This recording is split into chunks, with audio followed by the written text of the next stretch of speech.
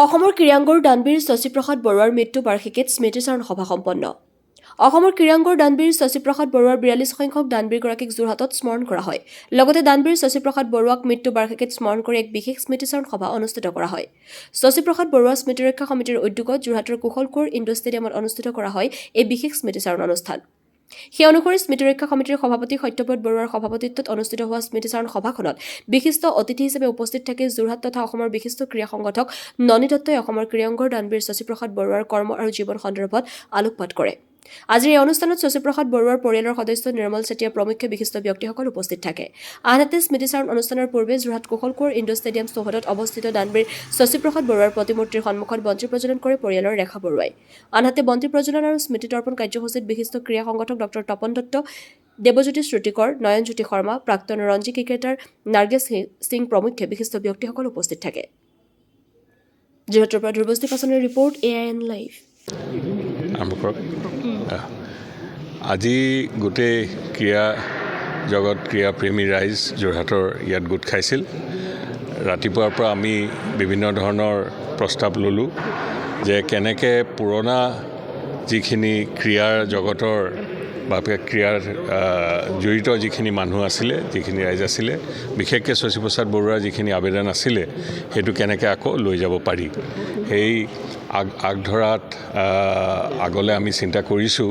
যাতে যোৰহাটৰ ক্ৰীড়া যিটো আগৰ ক্ৰিকেট ৰঞ্জী টীমৰ 9জনকৈ 8জনকৈ টীমত থকা যিটো আপোনাৰ টীম আমি গঠন কৰিছিলোঁ, ফুটবলতে হওক বা টেবুল টেনিছতে হওক, এই গোটেইখিনি যাতে আকৌ আমি পাহৰি যাব নালাগে। পাহৰি এইকাৰণেই যাব নালাগে কাৰণ আমাৰ যিটো আজিৰ গুৰি যিখিনি আজি এতিয়া ক্ৰিকেটৰ যিটো আমাৰ ভাৰতবৰ্ষতে হওক বা বিৰাট কোহলিয়ে হওক বা আমাৰ বিভিন্ন ধৰণৰ ক্ৰিকেটাৰ ওলাইছে, এই গুৰিতে এইখিনি মানুহে ক্ৰিকেটটো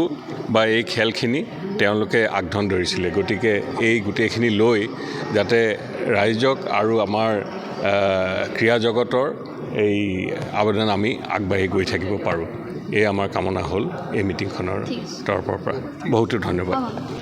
আজি আমি উপস্থিত আছোঁ কুশল কোঁৱৰ ইণ্ডোৰ ষ্টেডিয়ামত। আজি যোৰহাটৰ স্পৰ্টছ জগতৰ খেল জগতৰ এজন পুৰোধা ব্যক্তি শশীপ্ৰসাদ বৰুৱা, তেখেতৰ ৪২ সংখ্যক মৃত্যুতিথি আজি। এই মৃত্যুতিথি আমাৰ শশীপ্ৰসাদ বৰুৱা ন্যাস সমিতি যিখন আছে সেই সমিতিয়ে ইয়াত উদযাপন কৰিছোঁ। আৰু আপোনালোকে জানে ৰাজমা পুখুৰীৰ একদম সন্মুখত আমাৰ ছুইমিং পুললৈ সোমোৱা সোঁ ছাইডে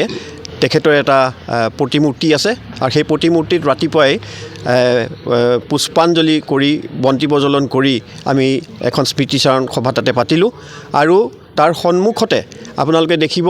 যিহেতু তেখেত ক্ৰিকেট আৰু ফুটবল তথা সকলো খেলৰ লগত তেখেত জড়িত আছিলে, বিশেষকৈ ফুটবল আৰু ক্ৰিকেটৰ আমি সৰু সৰু মমেণ্টো দি পেলাই এখন খেলপথাৰ তাতে সৰুকৈ আমি ডিছপ্লে কৰিছোঁ। গতিকে সেই যোৰহাটৰ কাৰণে এইটো এটা গৌৰৱৰ দিন আজি, যিহেতু তেখেতে গোটেই স্পৰ্টছ ফেটাৰ্নিটিটো যোৰহাটৰ তেখেতেই ধৰি ৰাখিছিলে আৰু তেখেতৰ বদান্যতা, তেখেতৰ যি দানবীৰ বুলি আমি কওঁ, স্পৰ্টছৰ এজন দানবীৰ, তেখেতে যিকোনো খেলতেই মুক্ত হস্তে তেখেতে দান কৰিছিলে আৰু খেলুৱৈসকলক উলিয়াই নিবৰ কাৰণে যৎপৰোনাস্তি চেষ্টা কৰিছিলে। আৰু তেখেতৰ দিনত সেই সময়ত তেখেতে নিজেই খেলুৱৈ বুটলি আনি তেখেতে প্ৰশিক্ষণ দিয়াই তেখেতে একোজন সুদক্ষ খেলুৱৈ যোৰহাটৰ পৰা অসমক উপহাৰ দিছিলে। গতিকে আজি এনেকুৱা এজন ব্যক্তিক আমি কুশল কোঁৱৰ ইণ্ডোৰ ষ্টেডিয়ামত আমাৰ ন্যাস সমিতিয়ে, শশীপ্ৰসাদ বৰুৱাৰ ন্যাস সমিতিয়ে আমি তেখেতক স্মৰণ কৰিছোঁ। আৰু তেখেতৰ এই ক্ৰীড়াসুলভ যি তেখেতৰ মনোভাৱ আছিলে, এইটো আমি বিলাই দিবৰ কাৰণে আৰু ক্ৰীড়াসুলভ মনেৰে উদাৰতাৰে আমি যাতে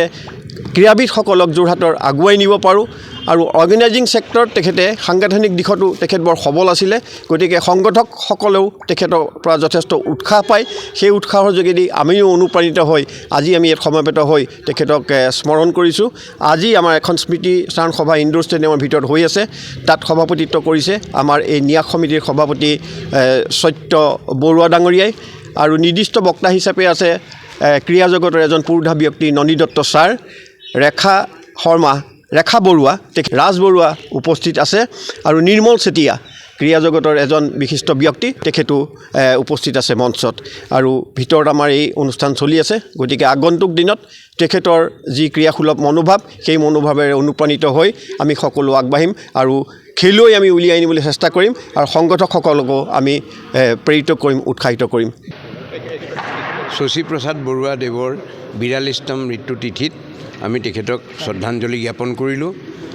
তেখেত অকল যোৰহাট বা অসমৰে নহয় গোটেই ভাৰতৰে ক্ৰিকেট আৰু ফুটবলৰ লগত জড়িত হৈ আছিলে আমি এসময়ত তেখেতৰ আসাম ক্ৰিকেট এছ'চিয়েশ্যনে এখন খেলা পাতিছিলে 4 বছৰমান পতাৰ পিছত খেলখন বন্ধ হ'ল আটাইতকৈ ডাঙৰ কথা ট্ৰফিটো ত্ৰিপুৰাই পাইছিলে ত্ৰিপুৰাত মই 2-3বাৰ গৈও বিচাৰি নাপালোঁ কাৰণ আমি আকৌ পাতিম বুলি ভাবিছোঁ তেখেতৰ হৈ আৰু আজি যিটো মেইন ডিচিশ্যন হৈছে সেইটো হৈছে যে আমি যিসকল যোৰহতীয়াই খেলা ধূলাত অসমৰ বা ভাৰতৰ নাম কৰিছিলে সেইসকল যিসকল জীৱিত আছে তেখেতসকলক সন্মান জ্ঞাপন কৰিম আৰু যিসকল মৃত তেখেতসকলক আমি শ্ৰদ্ধাঞ্জলি জ্ঞাপন কৰিম আৰু এই কামটো কৰিবৰ বাবে আজি এখন আমি শশী প্ৰসাদ বৰুৱা মেমৰিয়েল ট্ৰাষ্টতে এখন কমিটি গঠন কৰিছোঁ স্পেচিয়েল কমিটি এই কামটো কৰিবৰ বাবে আশা ৰাখিছোঁ যে মাৰ্চ এপ্ৰিলৰ ভিতৰতে মানে ইলেকশ্যনৰ পিছতেই কৰিব লাগিব ইলেকশ্যনৰ আগত কৰিলে অকণমান দিগদাৰী হ'ব ইলেকশ্যনৰ পিছতে কৰিব লাগিব আমি এই কামটো কৰিম কাৰণ নতুন প্ৰজন্মই নাজানে যে যোৰহাটৰ কিমানে এসময়ত ডমিনেট কৰিছিল যোৰহাটৰ ক্ৰিকেটাৰ ফুটবলাৰে যে হেৰি কৰিছিল মানে ৰঞ্জি ট্ৰফি টিমটোত 8জন মানলৈকে যোৰহতীয়া ক্ৰিকেটাৰেই আছিল কিন্তু আজি সেই খেল আমাৰ কিছু পৰিমাণে তললৈ গৈছে এসময়ত জুনিয়ৰ ভাৰতৰ হৈ নন্দিনী বৰুৱাই টেবুল টেনিছ খেলিছিলে জাপানত গৈ বহুতে তেনেকুৱা কৰিছিলে আৰু কিন্তু এতিয়া নতুন প্ৰজন্মই সেই খেলুৱৈসকলক বিখ্যাত খেলুৱৈসকলক কোনো নামো নাজানে বা একোৱেই নাজানে আমি চেষ্টা কৰিম যাতে তেখেতসকলক আমি ৰাইজৰ মাজলৈ আকৌ এবাৰ লৈ আহিব পাৰোঁ আৰু ৰাইজক জনাব পাৰোঁ যে তেখেতসকলে কি কৰিছিল যে ভাৰতবৰ্ষত 2জন মানুহ আছে যিয়ে ক্ৰিকেটতো ষ্টেট ৰিপ্ৰেজেণ্ট কৰিছে ফুটবলতো ষ্টেট ৰিপ্ৰেজেণ্ট কৰিছে এজন হ'ল যোৰহাটৰ প্ৰদীপ ফুকন ঢুকালে অলপতে আৰু এজন হ'ল কি গোস্বামী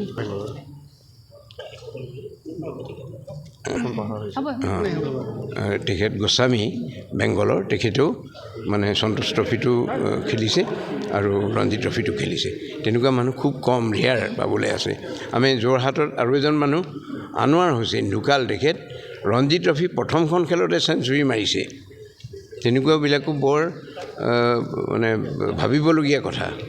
যে আজিৰ ডেটততো আমি তেনেকুৱা একো পোৱা নাই আজি ভাৰতীয় ক্ৰিকেটাৰ একজেক্টলি আমি সেইটো চেষ্টা কৰিম কাৰণ কেলৈ ল'ৰা ছোৱালীৰ মনত সেইবোৰ সোমালেহে তেওঁলোকেও উৎসাহিত হ'ব যেনে কেনেকৈ কি কৰোঁ কি নকৰোঁ আমি এতিয়া এটা বস্তু চেষ্টা কৰিম যে ইয়াত এতিয়া বিভিন্ন ধৰণৰ হেৰি আগবাঢ়ি গৈ আছে আজি য'ত আমাৰ ইণ্ডো ষ্টেডিয়াম নাছিলে ইণ্ডো ষ্টেডিয়াম হ'ল 82-83 চনত তাৰ আগতেই কিন্তু টাউন ক্লাবতে টেবুল টেনিছ বেডমিণ্টন খেলা হয় তেনেকেই যোৰহাট টাউন ক্লাবত তো সেইবিলাক কৰিয়ে কিন্তু ভাৰতক ৰিপ্ৰেজেণ্ট কৰিছে আৰু আজিৰ ডেটত ইমান আগবাঢ়ি যোৱাৰ পিছতো সাংঘাতিক হেৰি এটা হোৱা নাই 93 চনৰ পিছত যোৰহাটৰ ৰঞ্জি ক্ৰিকেটাৰ ওলোৱাই নাই এইটোৱে আমাৰ কাৰণে দুখজনক কথা যিকোনো খবৰ আৰু বিজ্ঞাপনৰ বাবে যোগাযোগ কৰক 7896121996